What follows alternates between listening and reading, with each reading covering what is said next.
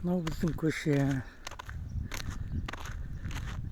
Бүгін 19 маусым 2024 жыл. Мынау міне көктемде қалған су.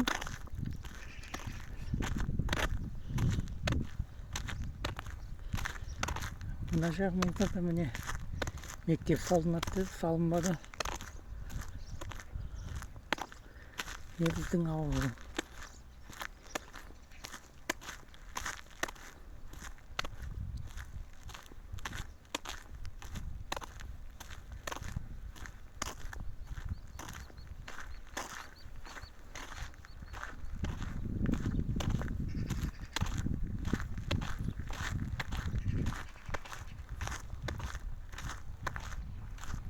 Міне жерге мектеп салыну керек болатын.